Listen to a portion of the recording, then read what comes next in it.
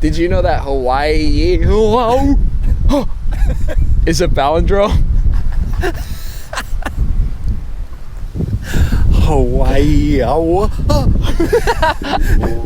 It's the same forward as it is backwards. It is. That's crazy.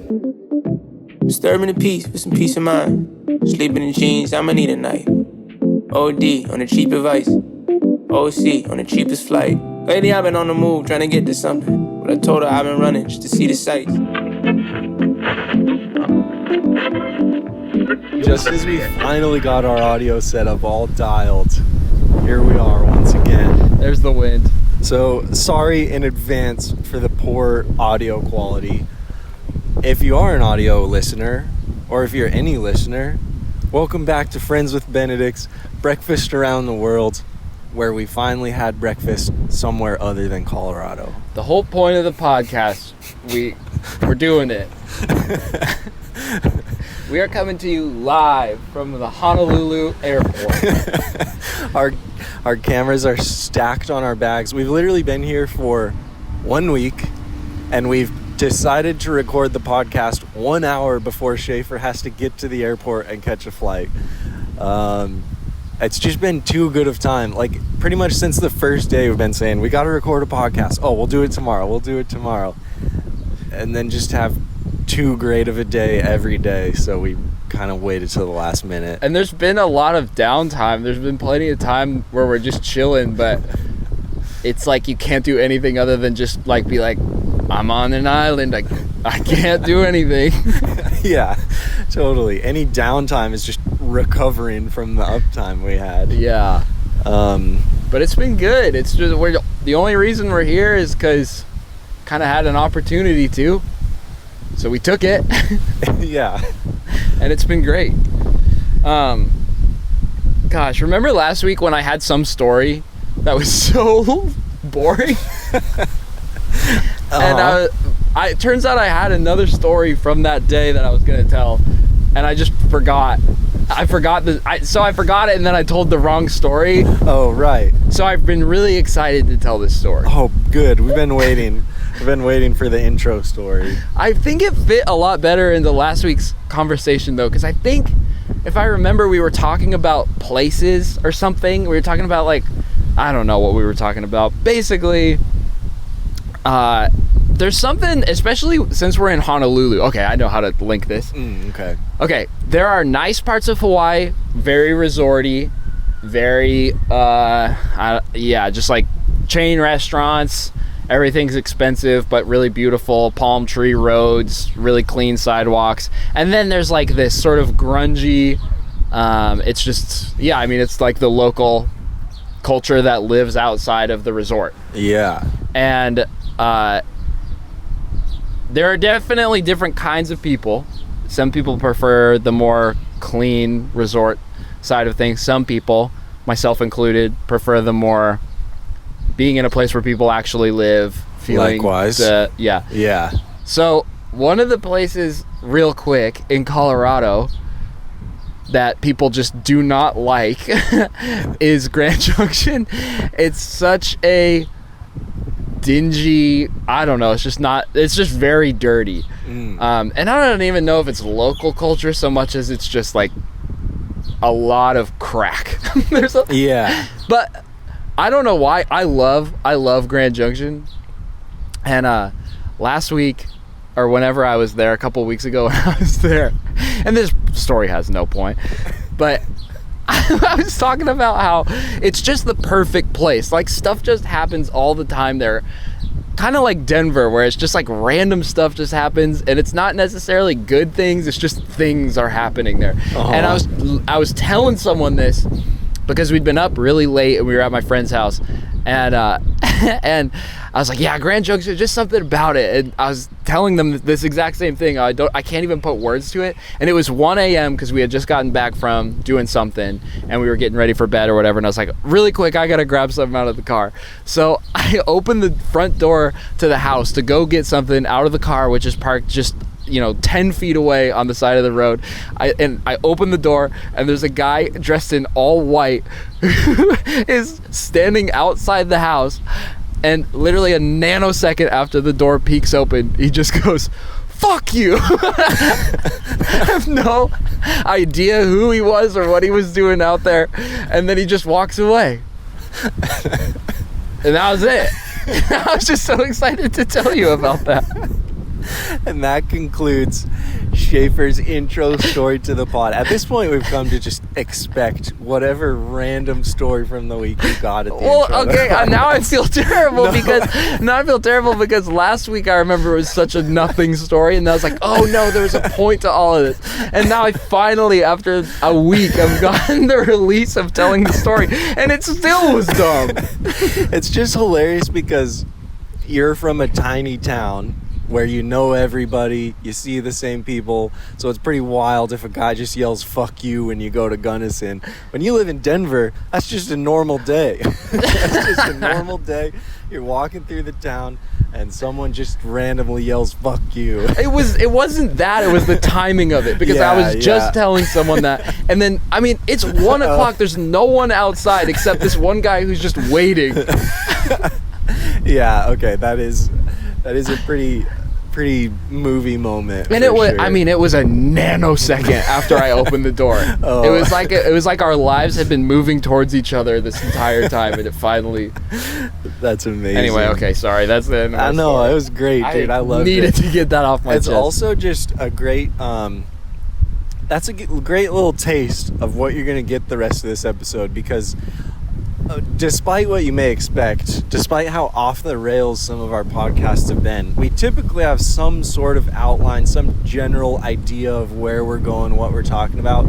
This time, not at all. We don't have anything. We've literally just been like going to the beach, snorkeling all week, boogie boarding, hanging out, and just now at the drop of a hat decided to record a podcast. So it's going to be a loose one. I'm sorry. If this is your first time here, you're in for a real loose, wild ride. So yeah, you really are. So I thought you did say you had some general topics we could talk about, or we could tell some of the ridiculous stories that have happened to us I'll this warm week. us up with something that I read about or I heard about. I'm gonna try and do this without. Can you exit the voice memo app without ending? I don't have the notes app anymore. Oh, please sing. Yeah. Well, we gotta tell that story. Yeah, we do. Of why Shaffer has a brand new phone currently. Should we just tell that now? Yeah, I guess so. Well, while Shaffer's pulling up his notes, I got a brief fun story. Now it's my turn for a story. Yeah. Our first day here in Hawaii, we're just kind of wandering around, figuring out what to do. We stumble across a tiny little cove that was protected from the ocean. So it was just still water. It was like ankle height. So I decided to just wade my way out to this little rock in the middle of the cove. And shortly after, Shaffer follows me to this little rock in the middle of the cove, but he has pants on. So he rolls up his pants, and we end up on this little rock in the middle of the cove. Shaffer has a dad cam in hand, filming some vlogs, having a good time. And out of nowhere, we see a tidal wave crash the outside of this cove that splashes like 50 feet into the sky. Oh! No. What is happening? And immediately we were just started figuring out what to do, because the water starts slowly rising around us. We keep seeing more and more waves crashing into the cove. It was like a Pirates of the Caribbean movie. The water was rising so fast. Yeah. And we're on this stupid rock. We're stranded on a rock in the middle of this cove. Oh, I don't know, dude. It's getting higher. It's definitely getting higher. Oh! I don't know if I should wait it out or just go. I know. So we're trying to decide whether the tide is rising or if it's just a set of waves and it'll settle back down. And basically, our little island that we're standing on continued to shrink and shrink. So we had to bail, start wading through the cove, and it instantly goes up to like chest height. Oh, dude. Yeah, I mean, when we walked out there, I was looking because it was only up to my ankles. Yeah. And so we were standing on the rock, and I was like, well, it couldn't have risen that much. So I'm like, okay, we got it. Oh, and also we were having the conversation, should we wait this out to see if it goes down, or should we? And I was like, no, we gotta go now. It's only getting higher. And so I step off the rock into the water that was ankle height, and it goes up to my nipples. Oh yeah, it's chilling out. No, it's not, dude. The whole... All right. I guess it's time. Oh! Oh! Oh, my phone! The water got so much higher! With his pants on, with a dad cam in hand, and a t-shirt on, like fully clothed. I'm so wet. Yeah. Glad I wore canvas cotton shorts. Don't even talk to me about your shorts. Oh yeah. Mr. Pants Guy. So this is our first day just looking like absolute kooks. And Shaffer's phone was in his pocket. And even though it claims to be waterproof, it did not survive. It was not waterproof. Yeah, so the first beach experience, phone got nuked. But my notes app did sync, so when we're ready for the story, yeah, I've got the story. That was the backstory of why Shaffer's new phone potentially didn't have notes, but man, what a good week, man! Like without a phone, it really well. Well, you know, I'm here with you. I'm here with both my older sisters. They have connection to my parents, so like if anything happens in the family, it'll get relayed to me right away. Mm-hmm. So I just had this amazing week away from technology, sort of impromptu, like. And then that all built up to me having to buy a $700 phone. That was pretty sick. And like you said yourself, you're like, I don't need it other than the airport. Like, yeah, you were kind of stoked on having no phone. But yeah, obviously traveling at the airport would suck without one. Yeah, but. So we timed it so I didn't have to buy the phone till like the second to last day. Yeah. And now we're at the airport and back to real life, back to non-Hawaii life. Hawaii life is good life, man. Did you have a good time? Man, I did. I had such a good time, and it's almost like it's one of those things. There's just too many stories to even tell. I know, and that's why it's so special too. It's like they're only ours, you know, and we don't have to tell anybody. We don't have to tell anybody. This is just between you and me, and that's what it's all about. You and me. It was cool. Like it was just such an interesting group of people because I don't get to travel with my older sister, well, either of my sisters really at all, and so they were both here, and then my little sister's friend was here, and you were here. Yeah, I somehow just ended up on the Nickel family vacation. You really did. I don't know how I ended up here, but I'm glad I did. Yeah. What was that experience like? Was it pretty functional? It was awesome. From the outside? We had a minivan that held all 6 of us, and everyone has different personalities and different wants and desires, which was great because it just meant we all got to do things we wanted to do, and all got to do things we wouldn't normally do, which was the best because we wound up in so many places like that I didn't sort of expect to be. Like if you and I were traveling, we went places you and I wouldn't seek out, and it turned out everything we did was just so fun. Yeah, all those memories we have. All the stories. Should we chat about a theme that people could relate to rather than just telling our Hawaiian stories? You know what I mean? Yeah, because right now it's kind of like when your cousins have like a slideshow of their trip to Greece, and they're like, and this was when Lewis talked to the Pope, and this is when like Caroline ate spaghetti. Yeah, I don't want to just put everyone through random vacation stories, but I mean, we could talk about one of the many potential video ideas you and I talked about. Like we were talking about how sometimes when you post a piece of artwork or you make a piece of artwork, it doesn't inherently mean you're proud of it. We could talk about that. Yeah. We could talk about that for sure. Wait, what was your topic in your notes app? Oh, yeah. Okay, sorry for the... We're going all over the place. In my notes, I saw a video before we left for Hawaii.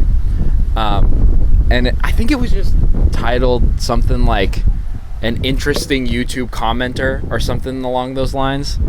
And basically it's the story of this guy, and the only thing I wrote in my notes was his username. Let me look it up really quick. So this guy's username is Pixmix4, Picsmics4, Pixmix4. Okay. So a guy that's not Pixmix4 uploads just a random garage band. What's the video game with the guitar? Guitar Hero.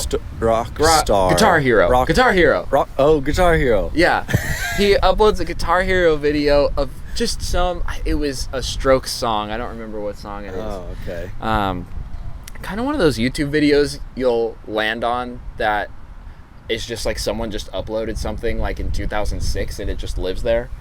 Well, this kid, like, for some reason just loves this video and is leaving all these comments like, this is such a great video, I love watching it. Really? And then a couple days later he comments again and he's like, I don't know why, I just really like this video, come back to it a lot over the last couple days. And then a couple days later again, like, this video is so good, great job on the song. Well, he keeps doing this for like 20 years or something like that. Yeah, I wish I knew exactly how long it was, but we're not allowed to Google stuff, and I don't want to lose the podcast. But he keeps coming back, commenting over and over and over. This video is, the only views it's getting is from him. Yeah. And he slowly is like, sort of like posting like life updates. He's like, life is getting pretty hard, but it's really good to come back to this video. Yeah, and it goes on and on and on. It's kind of beautiful. Right? Well, so anyway, the uploader comments and it's like, are you good? Like, I'm kind of scared. Like, and he's like, no, I'm good. I just come back to this video a lot. I like it a lot. You did a great job on this song. And it's just a kid playing Guitar Hero. Yeah. Wow. Well, so anyway, fast forward, some guy on Reddit finds this video and posts it to just like the YouTube subreddit. And so then this video starts getting all these views because people are going to see this comments. Log of comments that just goes years and years and years and years back. And people start replying like, hey, Pixmix4, I hope you're doing good. I really hope life is getting better for you. I hope everything's going well. Like, best wishes, friend, all this stuff. All these people, like 40,000 comments all of a sudden. People just supporting this Pixmix guy. No way. And they're wishing him the best and all this stuff. And people are like, where is he? You know, like, when's the next comment gonna come? So not that long ago, like a couple months ago, Pixmix4 comes back and sees all the replies, right? And he leaves this comment. I almost feel like I have to Google this because I want to read his comment. Can I read his comment? I was going to copy it into my notes, but I didn't. I think that's fair. Okay. I think the no Google rule is more so for when you're like wondering about something and there's like a fun mystery to it, you know? Yeah. Like if we're talking about how long it takes to get to the moon, it's way more fun to not know and ponder. But yeah, in this case, I'll give you a pass. So let me just read you some of the Pixmix4 comments. Perfect. Oh, excellent. Good song. Good play. Good. This video has really gotten me through a lot of years of schooling. Really. Thanks again for this amazing piece of art. Life is insane. Managing hard. But this video unwaveringly brings me peace. And are all these like months or years apart? Yeah, that was 3 years ago. This one's 7 years ago. Never take this video away, man. This gets me through life. No way. So he's commenting forever and ever and ever. Well, so then anyway, 2 months ago, he leaves this comment.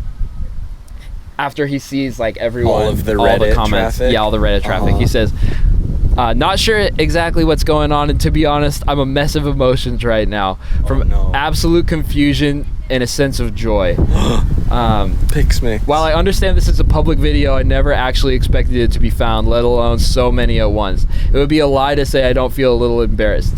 I apologize if this is bothering you. I hope it isn't. I didn't mean for any of this to blow up suddenly.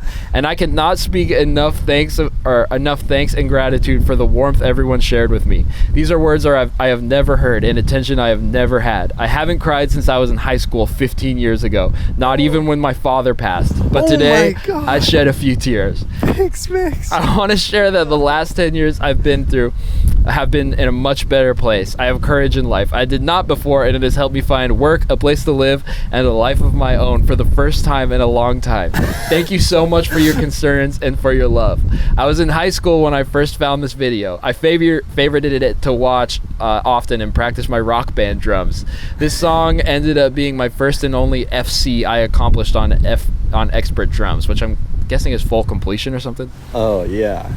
This video was briefly lost to time as my YouTube favorites list grew and I had less and less time to spend online. But after accidentally rediscovering it and seeing my own young self silly comments from years ago, I felt a strange sense of bitter nostalgia. A lot of things in life had gone south quickly, and that was the moment I realized just how suddenly and quickly I had aged. I browse YouTube in bed on nights, have trouble sleeping. Whenever that happened, I just visit and leave a comment. It was an echo into the void, and I think I found comfort in nothing echoing back other than the sound of a familiar piece of music. Today it is as if the 15 years of echoes all came ringing back at once, and they were more caring, loving, and more powerful than anything I ever imagined. I don't know what to say. Thank you. I will return the spirit of encouragement and support back to you all multifold larger if I can. I travel a lot for my work now, so I can't sit and browse often, but I have read every single comment here. I thank you specifically for this platform. I seriously don't mean to be creepy. At some point, I was like, what am I doing here too? While leaving yet another comment. I will visit whenever I can. Oh my God. Okay, first of all, that was a roller coaster, because at first I was like, oh, this is going to be a fun little internet story. Yeah. And then it just got so beautiful and so heavy. Wow. How did it make you feel? Well, at first, I was like, oh, that's funny. This guy was just kind of like, had a fun little troll. Not even a troll, but just I was picturing it just being someone like, that'd be funny to comment consistently on a nothing video. But then the more you hear his comments, and especially that final monologue, the more I was like, this dude's for real. This is like, this guy's not joking around. Because there's definitely some people that just get their kicks out of like being goofballs in the comment section. That's exactly what I assumed it was too. Yeah. But do you think that's what he's doing? Because I think he seems for real by the end. No, I think it's totally real. I think it's completely sincere. Yeah, I think so too. Which makes it so beautiful. Like, I'm always so blown away that there's just these corners of the internet that, like, how many other videos has Reddit not blown up that have something like that going on? I know, just this, like, I know. Beautiful just this little world. Well, it kind of reminds you that, specifically on YouTube, all those commenters and everything, like everyone you see that all the likes on the posts, all the comments down below, whatever, they're all people with whole lives that are unfolding like at the same exact time as yours, and then you blink and for both of you it's all over. It's just crazy. That was the thing that I felt that like hit me the most when he was like, same. It's like the video gets buried and then he revisits it and realizes 7 years have gone by and he was just a dumb high schooler who just for some reason got latched onto this video. And I don't know, it gives me that same sort of like nostalgia, the fact that we just had the best ever trip in Hawaii with my family, and I will blink and it will be 7 years have passed, and I will look back on this trip, and I hope to have that same feeling of just the overwhelming gratitude of like he said, it feels like, especially when you're uploading at my scale on YouTube, it does feel like you're just putting stuff out there just for the sake of putting stuff out there. It's like it's just something you have to do. And it's really cool that he had this, like he said, like it all echoes back all at once, and it's just love in the end. 7 years go by, lots of pain, lots of hardship, but at the end it all just boils down. It's like, you know, it's just love. Yeah, that like, I don't know, the time capsule aspect of YouTube is so cool when it's, at least from a poster's perspective, it's really easy to like get bogged down and not want to make stuff. But then, yeah, when you do have that time capsule and be able to just see a video that you made 6 years ago, like, that's really special. But also in like a different direction is just, I really like when I get comments like that on my YouTube channel, certain times like a comment will just pique my interest enough that I'll just go to the person's profile and see what they're up to.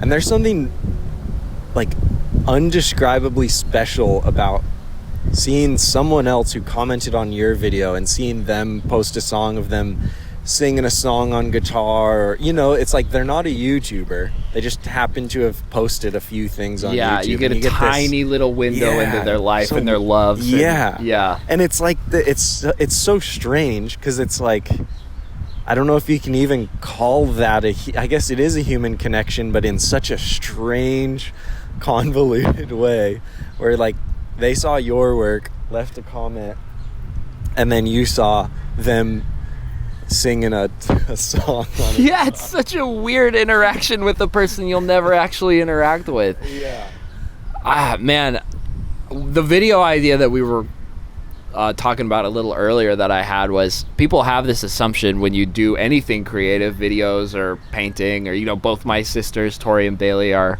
artists. There's an assumption that you're like, if you publish something, if you put something out there, if you show other people, there's a grand assumption that you're proud of it. It means, well, you're willing to share it, so you must be proud of it. And what I feel like this story so well sort of like sums up is the fact, like he says so himself, he's like, I'm kind of embarrassed that everyone can see all this stuff I put out there. I just had to put it out there. Yeah. And that's totally how the creative process is for me currently as it stands. Is like, there are things I just have to release. You know, creativity and making things is just this almost therapeutic thing I have to do in order to stay grounded. Yeah. And that doesn't mean everything I publish I'm proud of. That doesn't mean every comment I'm going to leave on the GarageBand video is something that I want everyone to see. It's just something I need to leave somewhere other than inside me. Yeah. Do you feel similarly? Yeah, absolutely. It sounds so corny to say. Sorry, the wind just got really crazy. I'm so sorry if the wind noise is brutal, but it sounds really corny to say, but I really think like at a certain point creativity just takes on a mind of its own. Like there is a point where you feel like you're forming the idea and you're making it, and there's other times where it's just like, this is becoming what it is and I'm responsible for just wrapping that up, letting it be what it is, and putting it out there, you know? Totally. Like you have this idea of what you're gonna make, but it never comes out like you plan. It always comes out different than you expect it to. So in that sense, it's got a mind of its own. And so yeah, there's that aspect of it where you just have to hope for the best and let it be what it becomes. But there's also the aspect where I've had videos that I didn't like even when I immediately posted them, and still certain people will say, this is my favorite thing you've ever made. Yeah. Like, I watch this all the time, I love it. Like, just like this rock band video, you have no idea how it's going to be received. Yeah, well, that's that returning echoes thing that he mentions in his comment, is like, I don't think it's essential to get all of the feedback that he got, because I consider that a creative act, the Pix Mix comments, you know? Yeah. It's kind of a little mini work of art. It's like a mini documentary. Exactly. Timeline track thing. Yeah, and I don't think the point of all of it is to eventually somewhere 14 years down the road get a bunch of feedback all at once. I think the point is it's just like you let go of it, you know what I mean? And you know, one of the comments that I get a lot on my videos is like, I don't understand how you get so few views but consistently still put as much work into it as you do. Like, I'd expect the quality to drop parallel, you know, like the effort to match the amount of views you get or whatever. But that's not even what it's about, though. The thing is, like, it's about just doing it because you have to do it. Yeah, totally. There's a Musicbed documentary called Make, and I haven't seen it. but the slogan of the video is, it's a documentary about the things we make and the things that make us. And I thought that was the most brilliant slogan because that's totally how it is. Yeah. Do you want to give us your full review and rating of that My favorite part documentary? of the Make documentary was the part where there's the guy who is the guy who makes all the commercials for Lay's potato chips, and he says people think it's just videos about bags of chips, but to me, hold on, there's wind. Pause for dramatic effect. Yeah. God, it's such a good part of the documentary. But then he says, to me, the only bag of chips I'm cracking into is the feeling of making another video. Wait, because he's the commercial maker for Lay's potato chips. Got it. That part will make you cry. And then there's the part where they have to make the logo for the restaurant, and they end up making one that just looks like a big hand, and they go, this is no good, let me go back to the drawing board. And then they go back and then they make the one that looks like a bunch of eggs that spell out the word restaurant, and then they win that award. It's such a good show. Man, my favorite part of the Make documentary is the guy that builds sandcastles. Yeah. That part. And he talks, like, people always ask him, you're crazy, man. You put hours and hours of work into these sandcastles just for them to be destroyed. Yeah. And he says, I'm only training for sandcastles on the moon. Whoa, I totally forgot about that part. Yeah, you probably thought he was going to go into a beautiful soliloquy about how nothing lasts forever and all art is It temporary. is that, it's kind of that when he kind of zigs when you think he's going to zag. Yeah. And that just kind of sticks with you in a way that nothing else in the Make documentary really does. Other than That's true. The part with the potted plants, where there's the guy that pots plants for the tables on the restaurant of the guy who has to make the logo for the restaurant. Yeah. And he keeps putting poison in them. And he's like, this is not working. And it's just after creative repetition, dude. It's just that he figures out that he needs to not do the poison anymore. Yeah. That was beautiful. Dude, the sequel was crazy too. Where destroy. The guy actually destroy. Yeah, exactly. Where the guy actually is making sandcastles on the moon, and he's like, little did you know, this was my plan all along, because I have a remote detonator prepared to destroy the Earth. That was so crazy. I always forget about that part. And then remember, tell me how it ends, because the ending is so good. Yeah, well, he has his thumb. Spoiler. Yeah, spoiler alerts if you haven't seen Destroy, the sequel to the Make documentary. He's sitting there in this beautiful sandcastle he's made all by himself. Right. He has the detonator in his hand, and then he goes, he's got the whole world. And then he starts crying. Right. Hand. As he's singing that, he starts crying. Right. And then the guy holds up the microphone to him, and it's broadcast in Times Square. Yeah. And there are kids that are all holding hands. Yeah. They're like crying because they know it's their last days, and this evil man is on the moon about to detonate. Right. But then he hears... On the moon, he hears everyone singing along. He's got the whole world in his hands. He's got... I love that part. God, it's such a good You music have bed. to see it. Hats off, you guys. Destroy Doc. Also, just the fact that no one else was covering that whole thing was so crazy. And that's why I use Musicbed. And the code is in the description of this video. Oh man. So Hawaii's pretty crazy, huh? oh man, dude. Oh man.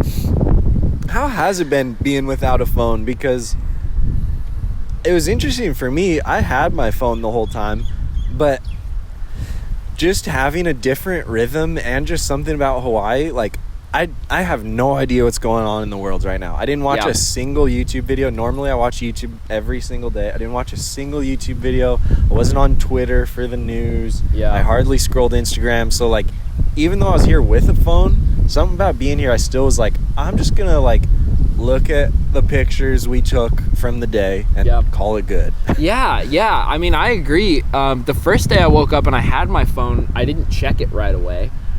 I don't know why, because that's usually what I do. Yeah. The thing about Hawaii, I think, is it's weird because, especially if you don't have a phone, you have no connection. You have no service. But you have a better connection. Stick the landing, dude. Stick the landing. You got this. And that's what makes it Hawaii. Anyway.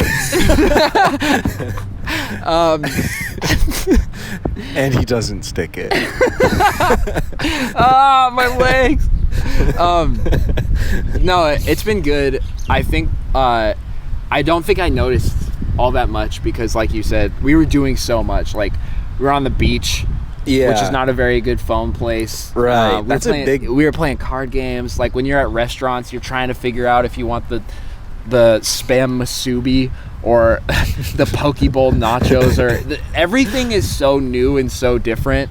And social media is basically all about pretending you're at Hawaii all the time. And so then when you're finally in Hawaii, it's like, well, I don't need to pretend anymore. Yeah. You know what I mean?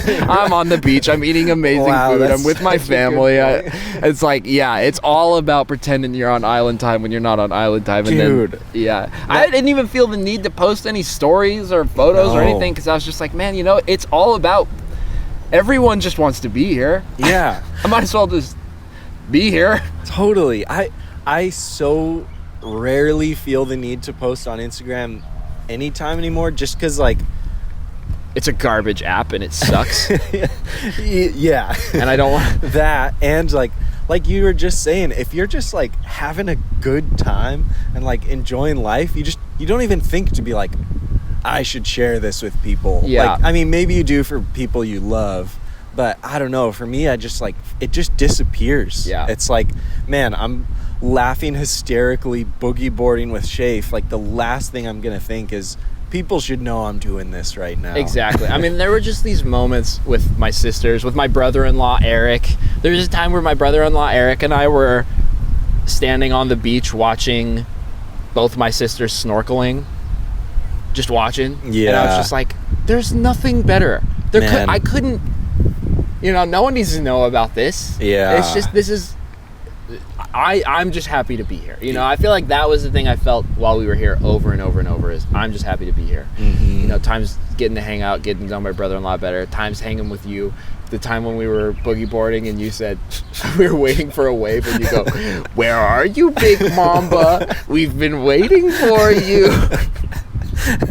You can't capture that moment. Yeah, it's true. Being in Hawaii with your friends, priceless.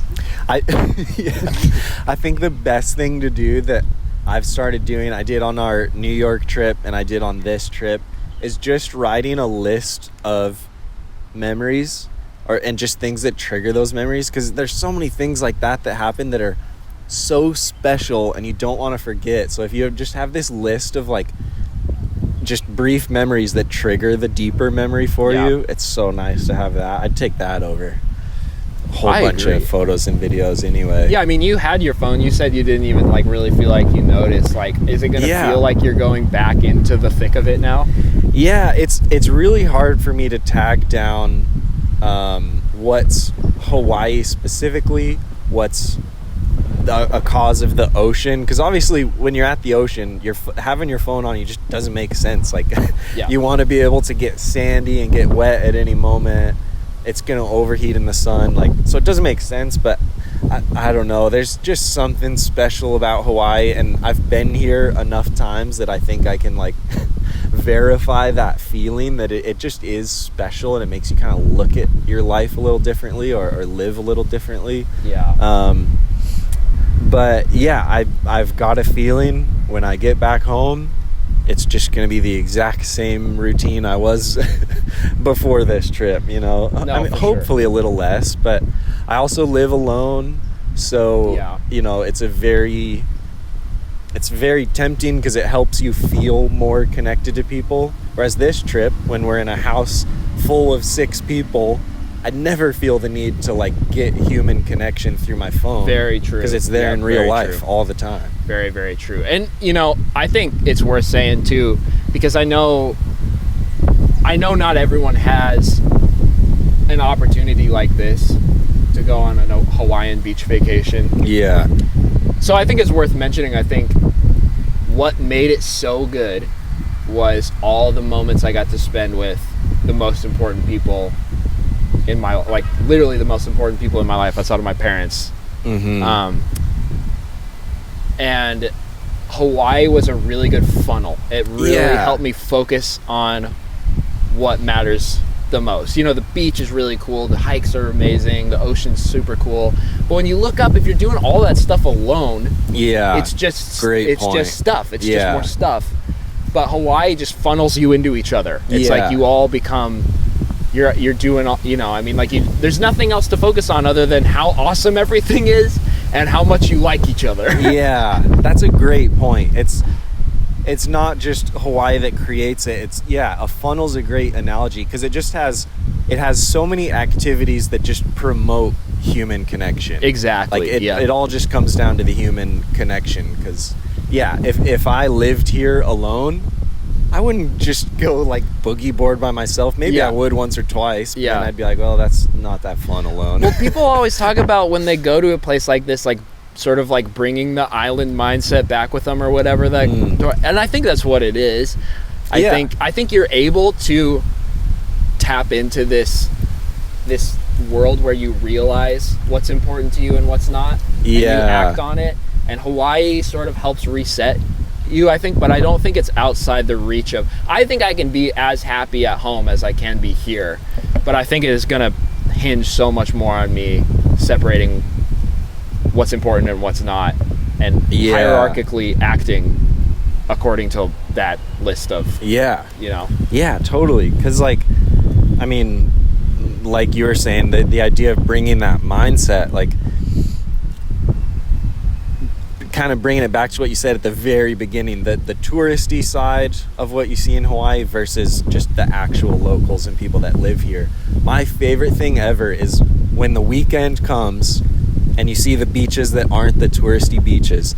It's just nothing but people who live here and bring this big old 4-stake tent. They set up their tent, they have a cooler, and like that's just what they do on the weekend, is just like the family sits in a tent on the beach and that's all you do. Like, yeah, I don't know, it's beautiful. you can just see it. I mean, the fabric of this place is, it feels like it's just community and family. That's like what it's all about. Yeah. And that's probably a little bit why the resorts don't feel nearly as magical, is because they're not really oriented so much towards community and family. To an extent they are, but man, yeah, there's something special about just being with your people, looking out on the ocean thinking, we are so small and we are gonna die. No kidding, man. A magical place. Yeah. Sitting on that YouTube comment beach with Pix Mix 4, letting everything echo back to you. Does Did Pixmix post anything on his YouTube, or is he? I didn't look. I don't think so. Yeah, I'd be though. curious to see. Yeah. I remember hearing. I mean, this kind of isn't really related at all to Pixmix, but I think I was listening to an interview with Bo Burnham, and a lot of Bo Burnham's thing is he doesn't like the fact that we all have access to audiences. He thinks it's a very damaging thing, because he got an audience very young, and he's always reckoning with what it's done to him having an audience. But he was talking about just how fascinated he is by people that are just endlessly searching for that audience. He'll just love watching channels of people who get 5-7 views but post over and over and over. And I don't know what the point of bringing that up was, other than I just find it fascinating. I don't know that I have anything it's not like I have anything good or bad to say about it, but I do find it fascinating, and I totally understand his fascination of looking into the why are you doing that, It's the same fascination as looking at a cave painting on a wall from way back in the day. You're just like, what was going on? It's like you don't know everything, and that's why it's so cool. You don't have the answer to who they were, what they did, what they loved, what they hated, and whoa, that's a great analogy. That's a part of just art in general that I feel like I would like to tap more into, is a little. That's why abstract art is so interesting to me anyway. It's just like that someone was possessed to do this, and I'll never know why. And the vast majority of abstract artists will never make a cent from it. Yep. And yet it continues to exist because I'm sure they just feel like they have to. Because it has to. Yeah. And I want to be able to tap into that more often, just being willing to make something because I have to, not because it has to be good, not because I have to get views. Just because I'm a human on the planet and I get a chance to, so I might as well. And it feels good, and it makes me feel like I'm not crazy sometimes. Sometimes it makes me feel like I'm super crazy. Like when I was talking to a rental car for a week straight. Shout out to Linda, the rental car, my sweet the beloved. rental car. That's my new girlfriend, but we had to break up just a little bit ago. That's true. Shaffer was inseparable from this rental car. Wouldn't let anyone else drive it. We had a connection. He did a couple burnouts in the rain. I did 2 burnouts. He almost hit a 12-year-old. I almost hit a 12-year-old. But it's my rental car. Dude, my little sister's staying out here for this internship. We had to say goodbye to her, and I was really sad. But when I dropped Linda off, nothing will cried. compare to that goodbye. Man, we were also talking about so I'm making a video about vintage lenses, essentially vintage lenses, but also just why nostalgia tech feels so good right now. I don't know, the video concept is still in the works, but since Shaffer's phone was broken and his van is also broken again, he needed to call the shop and was trying to find a payphone to call his van shop on, just for the experience of using a payphone, because there's something so special about that. But I guess where I was going with that is we were having all this conversation about like what makes a vintage lens feel so good compared to a new lens. And there's a lot to it that hopefully I'll break down in my upcoming video. But one of the things is just simplicity and practicality. And this rental car, Linda, was such a perfect example of why simplicity and practicality is extremely undervalued. So I'm curious if you think Linda was simple and practical or not. Absolutely not. Linda was a disaster. You gotta be careful. I'm sitting right here. We just broke up. Linda was like the rain. Linda was like a sunset. Linda was like an 85-year-old woman trying to be hip with the kids and use TikTok when she had no business using TikTok. The reason I say this is we basically spent the first 3 days trying to connect anyone's phone to Linda so that we could play music just through Bluetooth.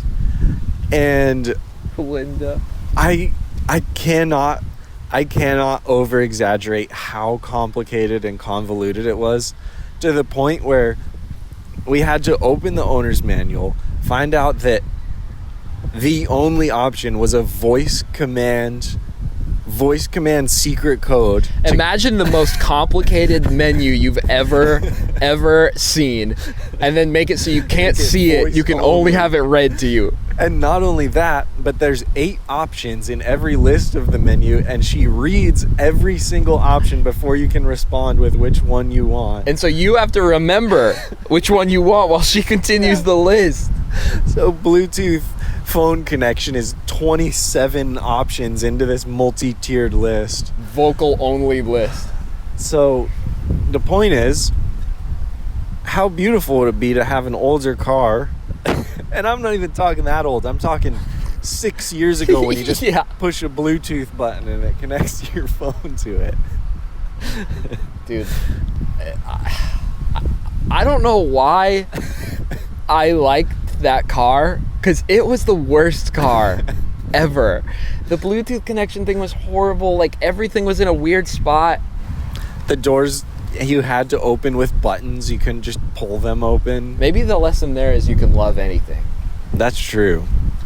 Ha! Wow. Coming from the guy who hates everything all the time, it was pretty beautiful how much you loved Linda despite all of her massive flaws. Dude, I like character. She had so much character. She did have character. Remember her forever. I'll give you that, because that was the other plus of old things, old technology. Like, the reason you want to use a payphone is just for character and the experience. And this rental car, Linda, definitely had character and experience. It was an experience. She was beautiful. She was everything. Now she's gone. I don't know how I'm gonna get over this. Yeah. Now I have so many breakups to get over, all at the same time. Seriously. At least you'll be reunited with your broken van when you get home. Yeah. Oh, van update.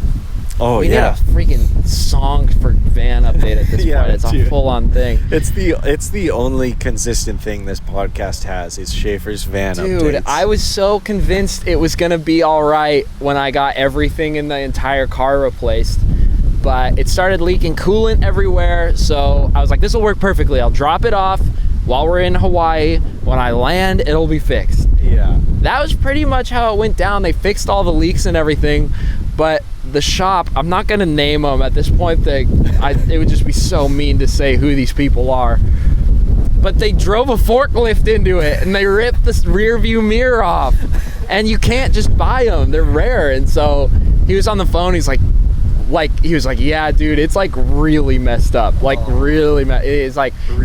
he's like, I'm gonna make it right, but I don't know when and I don't know how. Oh my god. Yeah. Oh. So wow, I didn't realize it was that bad. That sucks. Yeah, he's like, yeah, man, the mirror, the housing, the whole thing, it's bad. Oh god. Yeah.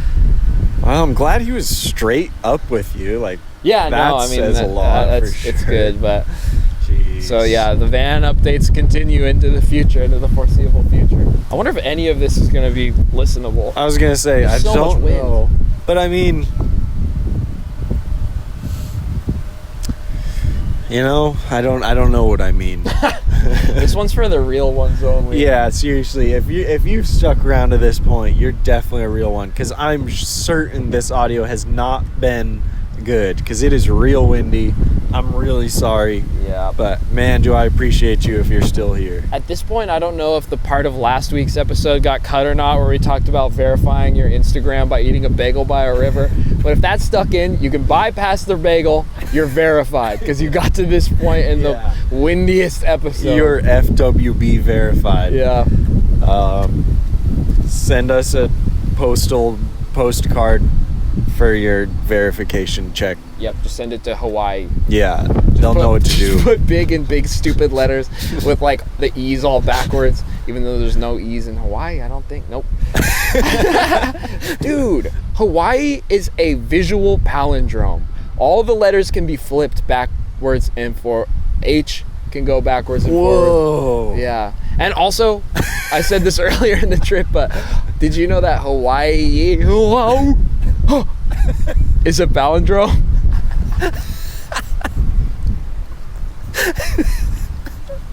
Whoa. Crazy. It is.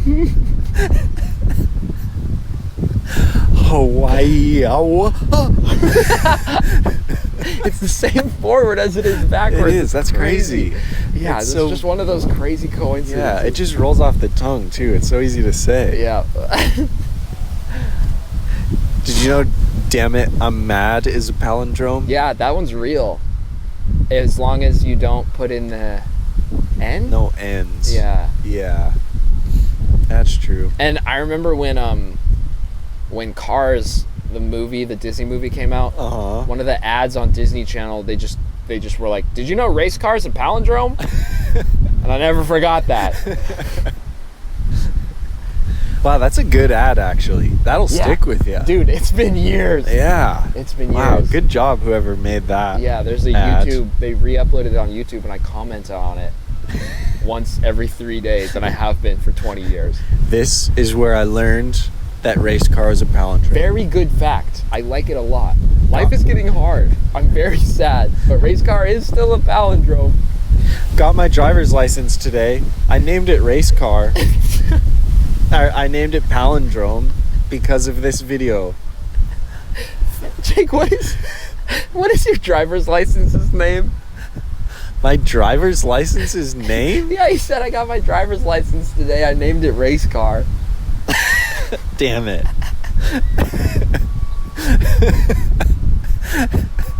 What is your actual driver's license? I got my driver's license today, and I named my car Palindrome. I got my first car today. I named it Palindrome. There it is. Thanks, cars. You stuck the landing. Thanks, cars. You stuck the landing too in this episode. What is your actual driver's license's name?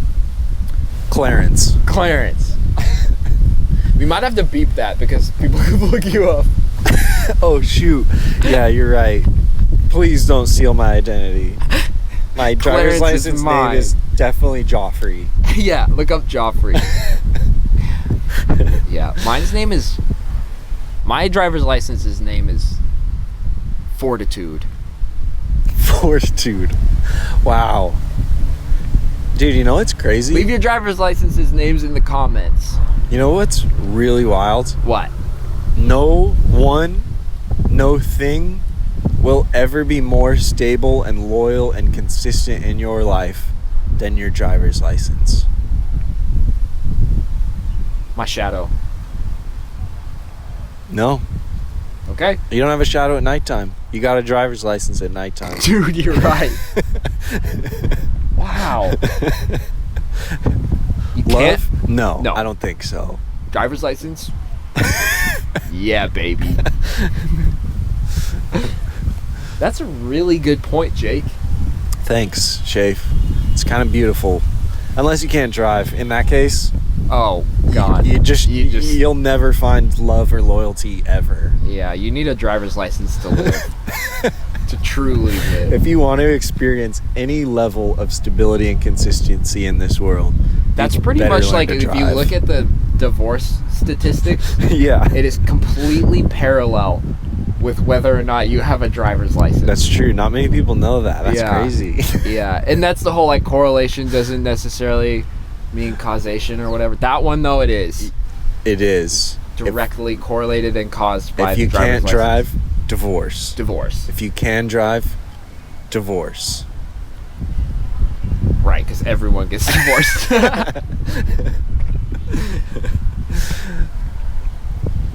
Well, I got a flight to catch. you do have a flight to catch, so let us know what your driver's license name is in the comments so we can all steal each other's identities. Yep. Give your review of the Musicbed documentary Destroy. Yep. Tell them we sent you. Yep. See. Let us know if you thought the ending was good or not. And tell us where you go to find island vibes that's not Hawaii. Yeah, And not because an we go to island. Hawaii. No, We know you can't, but I didn't mean like that. I just want to know. Tell me what what stupid place do you tell me pretend to do what we got to do this week? what lame place you think is almost as cool as Hawaii. No, tell me what. I want to know some hidden gem landlocked spots that have mad island No, I vibes. like that. Yeah, I agree. Because like my island vibes are found in Gunnison, Colorado. for Junction. sure. Grand Junction, where the guy. Yes, thank you, Jake. Yeah, Grand Junction, where the guy comes out and yells at you at 1 a.m. Yeah. Which I guess happens to Jake all the time, so it's not that cool. Cool story, man. That Cool happens to me story. all the time where I live. You think that's so cool, don't you? I'm sorry, dude. I didn't fully understand the story, but now that I understand that he said "fuck you" at the exact right millisecond for it to be funny, now I think it's a great story. Dude, they say timing is everything. That's the whole point of this whole thing. All right, sorry. Jake is such an awesome city guy, and he has such cool experiences that I just... That is not what I meant. You just think my story's not cool. I get it. Yeah. Dude, it's not cool, and that's what's rough. Next week, I'm going to tell another story from that same weekend, and it's going to be actually a good story. I promise. They've all been great stories. I Oh, loved man. them all. I don't like the fact that I've opened the episode with 2 of the worst stories ever.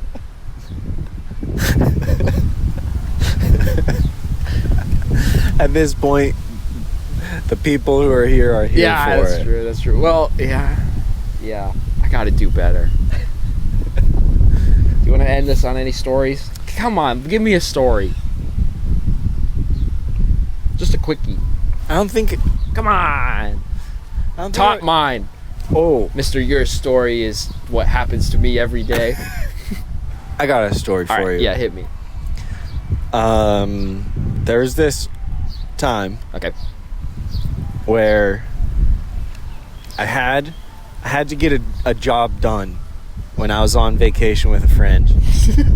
This sounds a lot like We a drug had- deal. All week, I had all of the time in the world to get this job done. But there's a lot going on. There's a lot of people. There's a lot of good times to be had. There was boogie boarding. There's snorkeling. There was skate spots. And next thing you know, the guy that I had to do the business deal with had to catch a flight in 1 hour. So we said, let's do this thing. It's now or never. I set my suitcase on the ground. I sat in a grass field next to a parking garage at an airport under a tree. And the best part is, it was the first time I ever got a sunburn while doing my job.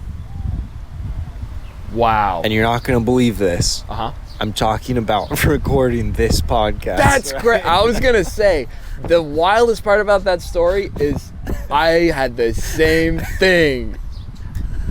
This is the dumbest podcast. It's so stupid. It's so stupid. Also, that's not the first time you got a sunburn doing your job. Fundamentally Yeah, speaking, that's like true. part of the That's job. very inaccurate.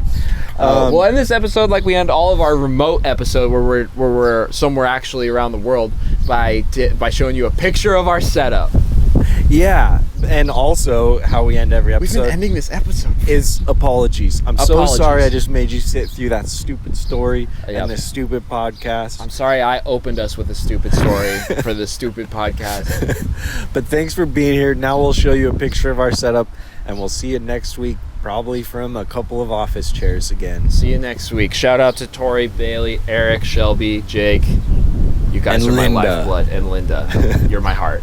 Amen. Amen. Show the people what we're working with. All right. These are our tripods. Camera bag on top of suitcase. We got this weird animal cage. Animal cage in the And there's been a bunch of uniformed police officers walking back and forth. And then we got a parking garage. And we got some dirt, some grass. This is what we did.